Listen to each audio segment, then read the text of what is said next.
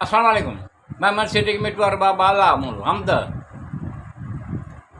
सब शुक्र एहसान सारा उन रब अल्लाह लाइ आहे जेको आम ख़ासि खे ख़ैर जी रोज़ी ॾींदड़ ऐं रहम कंदड़ आहे। सब शुक्र एहसान सारा उन रब अल्लाह लाइ आहे जेको आम ख़ासि खे ख़ैर जी रोज़ी ॾींदड़ रहम कंदड़ आहे। बेशक क़ुरान में माण्हुनि लाइ हर क़िस्म जा बयान कया आहिनि, माना उहे नसीहत हासिलु कनि। बेशक क़ुरान में माण्हुनि लाइ हर क़िस्म जा बयान कया विया आहिनि, माना उहे नसीहत हासिलु कनि। अल्लाह कुझ ज़ाहिर ॼाणंदड़ आहे। सभु शुक्र एहसान सारा उन रब अल्लाह लाइ आहे जेको आम ख़ासि खे ख़ैर जी रोज़ी ॾींदड़ ऐं रहम कंदड़ आहे। फर्मा बरदार ऐं नाफ़रमान ॿई बराबरि न आहिनि। नसीहत रुॻो सिर्फ़ु अकुलमंद कंदा आहिनि, पिराईंदा आहिनि।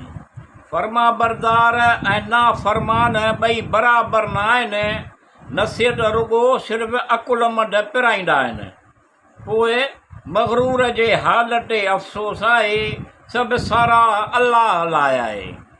सभु शुक्र एहसान सारा उन रब अल्लाह लाइ आहे जेको आम ख़ासि खे ख़ैर जी रोज़ी ॾींदड़ ऐं रहम कंदड़ आहे। अल्लाह अणॼाणाईअ में गुनाह बख़्शींदड़ ऐं तौबा क़बूल कंदड़ आहे। अल्लाह अणॼाणाईअ में गुनाह बख़्शींदड़ ऐं तौबा क़बूल कंदड़ आहे। शर बुराईअ जे कमनि करण जी सख़्तु अज़ाब ॾींदड़ ऐं ख़ैर भलाईअ जे कमनि करण ते रहम कंदड़ आहे। अल्लाह ॾाढो सगारो आहे।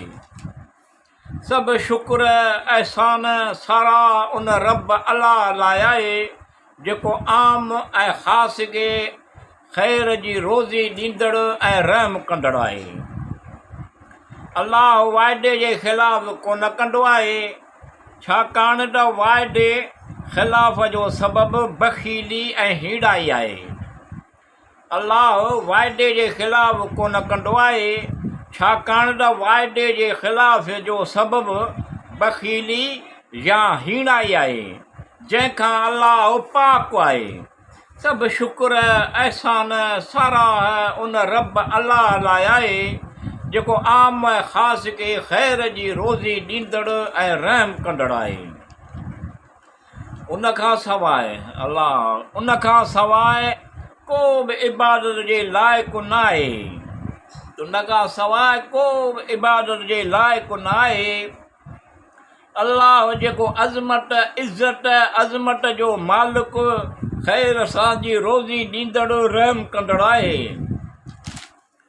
सभु शुक्र एहसान सारा उन अल्लाह रब्बुल आलमीन लाइ आहे जेको आम ख़ासि खे ख़ैर जी रोज़ी ॾींदड़ रहम कंदड़ आहे।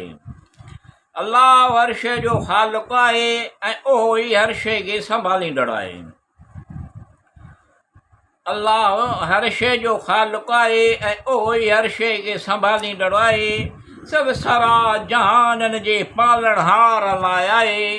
सभु शुक्र एहसान सारा उन रब अल्लाह लाइ आहे जेको आम ख़ासि खे ख़ैर जी रोज़ी ॾींदड़ ऐं रहम कंदड़ आहे।